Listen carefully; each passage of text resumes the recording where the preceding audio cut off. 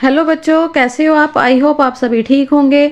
आज मैं लेके आई हूँ आपके लिए क्लास 10th का chapter number 6, how do organism reproduce. इसके बेटा फर्स्ट पार्ट में हमने पढ़ा था रिप्रोडक्शन क्या होती है, रिप्रोडक्शन कितने टाइप्स की होती है, और नेक्स्ट वीडियो में हमने डिस्कस करा था एसेक्सुअल रिप्रोडक्शन। आज हम पढ़ेंगे सेक्सुअल रिप्रोडक्शन के बारे में। सेक्सुअल रिप्रोडक्शन होती क्या है और प्लांट्स में रिप्रोडक्शन कैसे होती है, आइए चलिए डिस्कस करते हैं। अगर आपने मेरे चैनल को सब्सक्राइब नहीं किया है तो प्लीज़ सबसे पहले सब्सक्राइब कर दे बेटा। आपके सब्सक्रिप्शन से और लाइक से हमें मोटिवेशन मिलती है, इसलिए please subscribe and like. Sexual reproduction क्या है। We are also familiar with the modes of reproduction that depends on the involvement of two individual before a new generation can be created. हमें mode of reproduction पता है, sexual reproduction और asexual reproduction. Sexual reproduction में क्या होता है, to individual involve होते हैं न्यू जनरेशन को क्रिएट करने के लिए। न्यू जनरेशन के लिए टू इंडिविजुअल की इन्वॉल्वमेंट होती है। जैसे bulls alone can not produce new calves. जो बुल्स रहते हैं न्यू काव्स को अकेले जन्म नहीं दे सकते। Now can hens alone produce new chicks. क्या जो हेन्स हैं एलोन चिक्स प्रोड्यूस कर सकती हैं, अकेले प्रोड्यूस कर सकती नहीं। In such cases both sexes male and female are needed to produce new generation. ऐसे केसेस में बेटा दोनों मेल्स और फीमेल्स का दोनों का होना जरूरी है to produce the new generation. New generation के प्रोड्यूस होने के लिए फीमेल और मेल दोनों का होना जरूरी रहता है। What is the significance of this sexual mode of reproduction or they are limitation of the asexual mode of reproduction which we have discussing above। asexual reproduction के बारे में हमने डिस्कस किया था।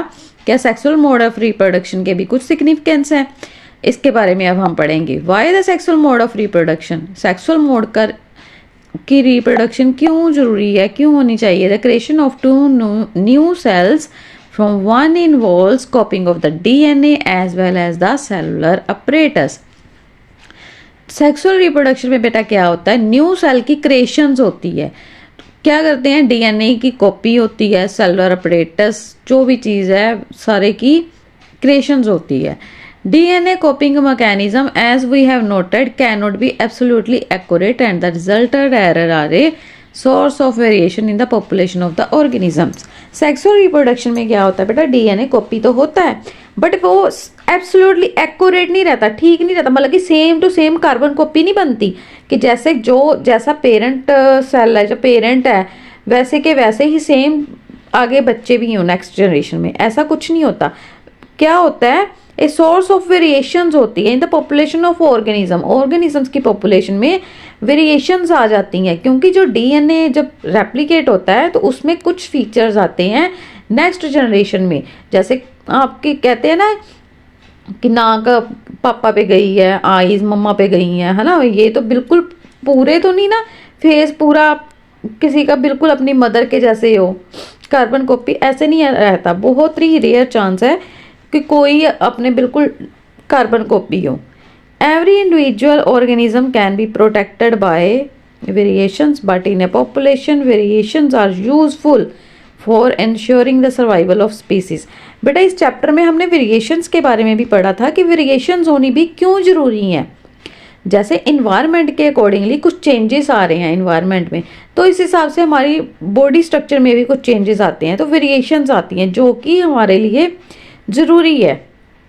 It would therefore make sense if organisms came up with reproductive modes that allowed more and more variation to be generated. अगर organisms में reproductive modes को allow किया जाए तो बहुत सारी जनरेशन्स में बहुत सारी वेरिएशंस आ सकती हैं। While DNA copying mechanism are not absolutely accurate, they are precise enough to make the generation of the variation fairly slow process. If the DNA copying mechanism were to be less accurate, many of the resultant DNA copy would not be able to work with the cellular apparatus and would die. अगर DNA की copy जब DNA की copy हो रही है ना, mechanism जब हो रहा है बिल्कुल एक्यूरेट नहीं हो रहा और उसमें जनरेशन में कुछ वेरिएशंस आ रही हैं, ये बहुत ही स्लो प्रोसेस है। लेकिन अगर डीएनए के कॉपिंग मैकेनिज्म लेस एक्यूरेट रही, मतलब कि उसमें बहुत ही कम चेंजेस हों, तो क्या होगा कि जो डीएनए की कॉपी हो रही है वो सेलुलर अपरेटस, जो सेल में जो भी सेलुलर अपरेटस रहता है वो सारा अच्छे से वर्क नहीं करेगा और सेल क्या हो जाएगा, डेड हो जाएगा. So how can the process of making variants be speeded up? Each new variation is made in a DNA copy that already has variations accumulated from previous generation.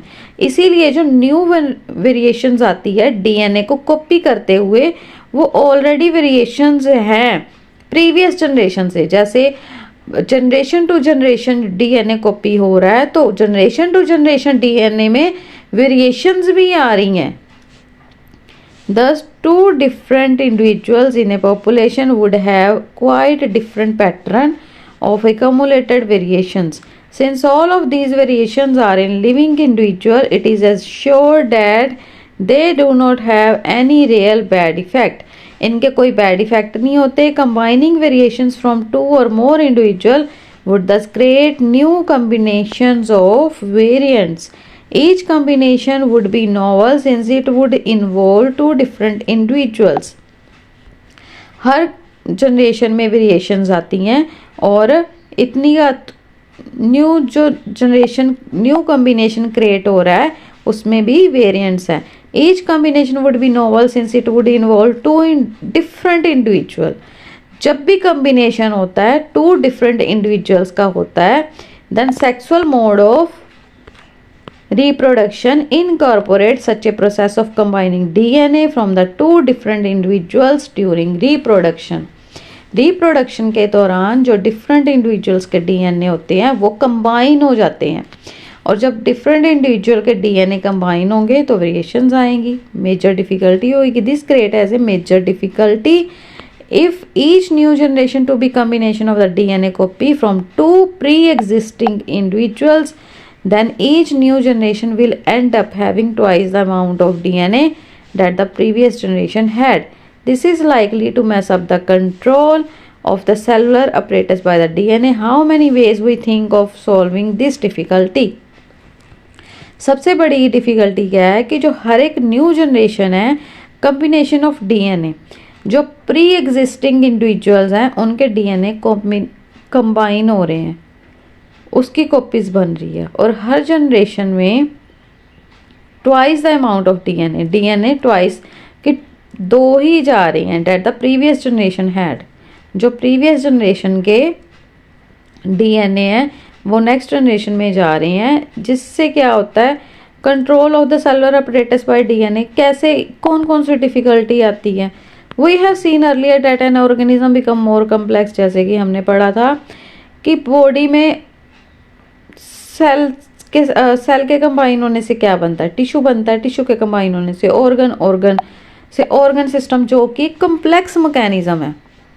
Specialisation of tissue increase. One solution that many multicellular organism have found for the problem mentioned above is to be have special lineage of the cell in specialized organ in which only half the number of the chromosome and half the amount of DNA are compared to the non reproductive body cells.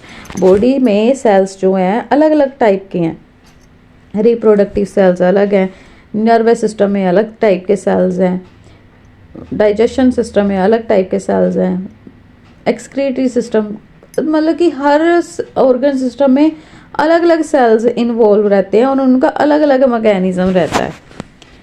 This is achieved by process of cell division called meiosis. Cell division कौन सा process है? Meiosis का. When these germ cells from two individuals combine during sexual reproduction to form a new individual. जैसे कि reproductive cells different है ना. Reproductive cells को यहाँ पे बेटा जर्म सेल्स कहा गया है, जो टू इंडिविजुअल्स के, जैसे मेल और फीमेल के, दोनों के जब जर्म सेल्स कंबाइन हो जाते हैं देन जाइगोट फॉर्मेशंस होती हैं. ठीक है, और वो कैसे होती है? It result in the reestablishment of the number of the chromosome and the DNA content in the new generation. तब जब दोनों के जर्म सेल्स कंबाइन होंगे तो दोनों के डीएनए भी कंबाइन होंगे, देन न्यू जनरेशन स्टार्ट होगी. if the zygote is to be grow and develop into new organism which has highly specialized tissue and organ, जो zygote formation हुई है उसमें भी ये organ system develop होता है और हर एक organ system के लिए tissue specialized tissue होते हैं और organs रहते हैं. Then it has to have sufficient stores of energy for doing this. In very simple organisms, it is seen that the two germ cells are not very different from one another or may even be similar. ये देखा गया कि जो दो germ cells रहते हैं एक दूसरे से बिल्कुल डिफरेंट नहीं रहते, में इवन भी सिमिलर रहते हैं, but as a body design become more complex. But उनकी बॉडी डिजाइन बेटा बहुत ही कॉम्प्लेक्स रहती है. जैसे जर्म सेल्स हैं, one germ cell is large and contain the food stores while the other is smaller and likely to motile. जैसे कि मेल जर्म सेल रहता है और फीमेल जर्म सेल्स मोटाइल रहता है. ठीक है, अभी आप आगे स्ट्रक्चर भी पढ़ोगे जर्म सेल्स के कैसे रहते हैं, कैसे दिखते हैं और कैसे काम करते हैं. One germ cell is large contain the food stores when the other is smaller likely to be motile. Motile मतलब तैर सकते हैं. Conventionally the motile germ cell is called the male gamete. जो motile germ cells है उसको male gamete कहा जाता है और germ cells जिसमें food store रहता है उसको female gamete कहते हैं. We shall see in the next few section how the need to create these two different type of gametes give rise to differences in the male and female reproductive organ. ये हम आगे जाके पढ़ेंगे कि अलग अलग टाइप के gamete कैसे मेल और फीमेल के रिप्रोडक्टिव ऑर्गन कैसे अलग अलग रहते हैं. In some cases differences in the body of the male and female organisms, even इनकी बॉडी स्ट्रक्चर में भी डिफरेंस रहता है. अभी हम पढ़ेंगे बेटा sexual reproduction in flowering plant. Flowering plant और प्लांट्स में कैसे रिप्रोडक्शन होती है, आइए चलिए डिस्कस करते हैं. The reproductive parts of angiosperms are located in the flower. Reproductive part क्या है फ्लावर्स में? reproductive parts of angiosperms are located in the flower. angiosperms बेटा आपने अगर कैटेगरी के बारे में पढ़ा हो, एंजियोस्पर्म्स जो रहते हैं उनमें रिप्रोडक्टिव पार्ट फ्लावर्स में देखा गया है. You have already study the different part of the flower. पहले हमने फ्लावर के बारे में पढ़ा था, उनकी फ्लावर की स्ट्रक्चर पढ़ी कि इसमें कौन कौन से पार्ट रहते हैं और क्या क्या काम करते हैं. आइए एक बार फिर से इसको देख लेते हैं. Sepals, petals, stamen and pistils. Stamen and pistil are the reproductive part of flower which contain the germ cell. Germ cells mean है reproductive cells है. ये देखो stamen, ये एंथर है, एंथर के नीचे ये फिलामेंट है और इस पूरे पार्ट को क्या बोलते हैं? स्टेमिन बोलते हैं. What possible function could the petal and sepal serve? Flower may be unisexual. ये बेटा आपको 1 मार्क्स में ऐसे क्वेश्चन भी पूछ सकते हैं कि यूनिसेक्सुअल फ्लावर कौन से रहते हैं? Papaya and watermelon. When it contain either stamen और पिस्टल और बाइसेक्सुअल. अगर एक ही फ्लावर में सिर्फ कई फ्लावर्स में क्या होता है? एंथर और फिलामेंट होते हैं, सिर्फ मेल रिप्रोडक्टिव पार्ट रहता है. बट कईयों में क्या रहता है? ये यूनिसेक्सुअल रहते हैं. But it can either stamen और पिस्टल और बाइसेक्सुअल. कई प्लांट्स में बाइसेक्सुअल फ्लावर्स रहते हैं जैसे कि hibiscus, mustard. When it contain both stamen and pistol. Stamen is the male reproductive part and it produce pollen grain. Stamen क्या है? मेल रिप्रोडक्टिव पार्ट है और ये क्या प्रोड्यूस करता है? पोलन ग्रेन्स को. Yellowish in color, you must have seen this yellowish powder that often sticks to our hands. जब आपने कभी फ्लावर को पकड़ा हो तो आपने कई बार नोटिस किया होगा जो एंथर्स रहते हैं येलो कलर के रहते हैं, आपके हाथ में येलो सा पाउडर भी लग जाता है. If we touch the stamen of a flower, pistil is present in the center of the flower. Pistol कहाँ रहते हैं? फ्लावर के सेंटर में रहता है. Is the female reproductive part. ये देखें ये सारा पार्ट क्या है बेटा? ये जो है स्टिग्मा, स्टिग्मा का स्टाइल एंड ये रही ओवरी. ये सारा क्या कौन सा पार्ट है? पिस्टल. इस सारे पार्ट को पिस्टल बोलते हैं. पिस्टल क्या है? फीमेल रिप्रोडक्टिव पार्ट है और बाइसेक्सुअल फ्लावर कौन कौन से प्लांट में रहते हैं? हैबिस्कस और मस्टर्ड। यूनिसेक्सुअल पपाया और watermelon. Pistil is present in the center of a flower is the female reproductive part. It is made up of 3 parts. जैसे कि अभी मैंने आपको दिखाया 3 parts कौन कौन से थे, ये देखें 3 parts stigma, style and ovary, ये 3 parts हैं। और स्टैमेन के एंथर और फिलामेंट, ये क्या प्रोड्यूस करते हैं? Pollen grain. Swollen bottom part is the ovary, जो बॉटम का पार्ट रहता है वो क्या रहता है? ओवरी। ऐसे करके जैसे अभी मैंने आपको दिखाया स्वोलन पार्ट है, क्या है वो? Ovary. Middle elongated part is the style, middle में इलोंगेटेड पार्ट रहता है, इसको स्टाइल बोलते हैं। और टर्मिनल पार्ट में भी स्टिकी इन द स्टिग्मा, और जो ऊपर का पार्ट रहता है उसको स्टिग्मा बोलते हैं। Ovary contain the ovules, ovary में क्या बेटा? ओव्यूल्स रहते हैं। Ovule has an egg cell. The male germ cell produced by the pollen grain fuse with the female gamete present in the ovule. This fusion of the germ cells or fertilization give rise to the zygote, which is capable of growing into a new plant. ये देखें, ये female germ cells हैं, ठीक है। ये pollen tube है, ये pollen grain, ये है स्टिग्मा, ये है ओवरी। ओवरी के अंदर क्या रहता है? ओव्यूल्स रहते हैं। ओव्यूल क्या है? फीमेल जर्म सेल्स रहते हैं। इसमें क्या होता है? मेल जर्म सेल्स जब जाते हैं इस ट्यूब के जरिए, पोलन ट्यूब के जरिए, मेल जर्म सेल्स यहाँ पे जाके ओवरी में फीमेल सेल से फ्यूज हो जाते हैं, जुड़ जाते हैं, और क्या करते हैं? जाइगोट फॉर्मेशंस करते हैं, जिससे न्यू प्लांट प्रोड्यूस होता है। Does the pollen need to be transferred from the stamen to the stigma? From stamen to the stigma, if this transfer of pollen occur in the same flower, it is referred as the self pollination. अगर ये pollen का जो transfer हो रहा है ये same flower में हो रहा है, अभी जैसे हमने बाइसेक्सुअल और यूनिसेक्सुअल के बारे में पढ़ा, फ्लावर के बारे में, अगर ये सेम ही फ्लावर में हो रहा है तो वो क्या है? सेल्फ पोलिनेशन है। और if the pollen is transferred from the one flower to the another, एक फ्लावर से दूसरे फ्लावर में, एक फ्लावर से दूसरे फ्लावर में जब ये ट्रांसफर हो रहा है तो वो क्या होता है? Cross pollination. एक फ्लावर से दूसरे फ्लावर में जब ये पोलिनेशन हो तो क्या होता है? Cross pollination. और अगर सेम ही एक ही फ्लावर में मेल और फीमेल पार्ट्स दोनों हैं, देन उसी में फ्यूजन हो रही है तो वो क्या है? सेल्फ पोलिनेशन, ठीक है। It is known as cross pollination. This transfer of pollen from one flower to another is achieved by the agents like wind, water और animal.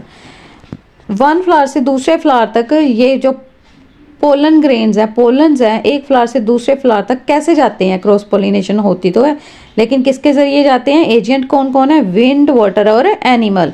हवा चलती है, देन पोलन उड़ के दूसरे प्लांट पे चले जाते हैं और वहाँ पे उनकी पोलिनेशन हो जाती है, वाटर के जरिए, एनिमल्स के जरिए, ये सारे एजेंट है। After the pollen land on a suitable stigma, जब पोलन को सुटेबल स्टिग्मा मिल जाता है, it has to reach the female germ cells which are in the ovary, ये फीमेल जर्म सेल के पास पहुंच जाता है जो ओवरी में रहता है। For this the tube grow out of the pollen grain and travel through the style to reach of the ovary. इसमें क्या होता है? पोलन ग्रेन ट्यूब में कैसे पहुंचता है? ट्रेवल थ्रू द स्टाइल, जैसे कि अभी हमने स्ट्रक्चर में देखा। ये देखिए पोलन ट्यूब है, ये किस में है बेटा? स्टाइल में, है ना। फीमेल रिप्रोडक्टिव ऑर्गन जिसमें हमने पढ़ा था स्टिग्मा, ये स्टिग्मा है, ये स्टाइल है और ये ओवरी है। यहाँ पे पोलन ग्रेन को जब सुटेबल मिल गया प्लांट, स्टिग्मा मिल गया, then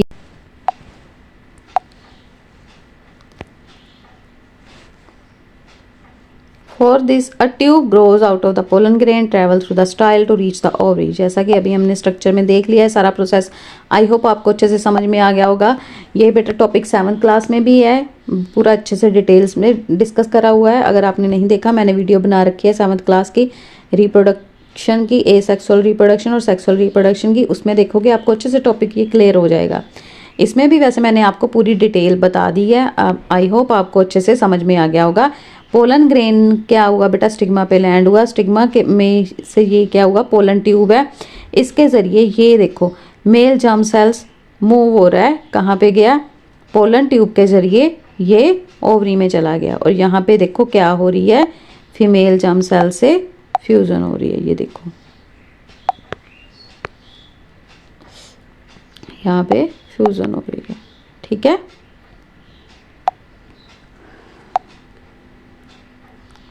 After fertilization, the zygote divide several times to form an embryo within the ovule. Fertilisation के बाद जो जाइगोट होता है कई बार डिवाइड हो जाता है। The ovule develop a tough coat, कई बार कैसे डेवलप हो जाता है, embryo within the ovule, इसमें क्या हो जाता है बेटा, एक टफ कोड आ जाता है। जैसे कि आपने कोई भी सीड देखा होगा, उस पर क्या रहता है, एक टफ कोड रहता है किसी भी सीड पे, is gradually converted into seed, उसके अंदर सीड बन जाता है और उसके आउटसाइड में क्या हो जाती है, टफ कवरिंग हो जाती है।